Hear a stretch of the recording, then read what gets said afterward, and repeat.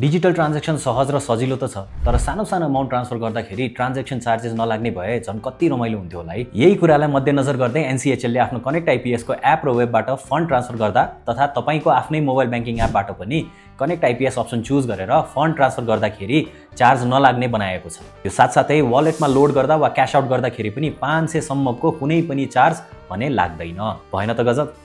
अब त ढुक्कसँग 500 सम्म बिना कुनै शुल्क चाहिँ फन्ड ट्रान्सफर गर्नुहोस्। एनसीएचएलले डिजिटल भुक्तानी प्रणालीहरूको पहुँच र एक्सेप्टेन्सलाई बढाउनको लागि नेशनल पेमेन्ट स्विच अन्तर्गतको रिटेल पेमेन्ट स्विच मार्फत यस्तो सेवामा आवश्यक परिमार्जन गर्दै आएको छ। नेपाल राष्ट्र बैंकले पनि डिजिटल वित्तीय पहुँच वृद्धि गर्नलाई रिटेल ट्रान्ज्याक्सनहरू चाहिँ नेशनल पेमेन्ट स्विच मार्फत राउट गर्ने आवश्यक कार्यहरू गर्दै आएको छ। साथै कनेक्ट आइपीएसले सानो सानो रिटेल ट्रान्ज्याक्सनलाई पनि प्रावधान गर्दै आएको छ। रिटेल भनेर चाहिँ फाइनान्शियल भाषामा इन्डिभिजुअल कस्टमरलाई भनिन्छ है। अहिलेसम्म पनि कनेक्ट आइपीएसमा रेजिस्टर गर्नु भएको छैन भने नो वरिज, आजै रेजिस्टर गरी आफ्नो बैंक एकाउन्टलाई लिंक गरेर सजिलै डिजिटल ट्रान्ज्याक्सनहरू गर्न सक्नुहुन्छ। कनेक्ट आइपीएस को आफ्नो वेब र एप दुईटै छ, जसमा रेजिस्टर गर्नको लागि आफ्नो बैंक एकाउन्टलाई लिंक गरेर अनलाइन नै सेल्फ भेरिफाई पनि गर्न सक्नुहुन्छ भने नजिकैको बैंकको ब्रान्चमा गएर फर्म पनि सबमिट गर्न सक्नुहुन्छ।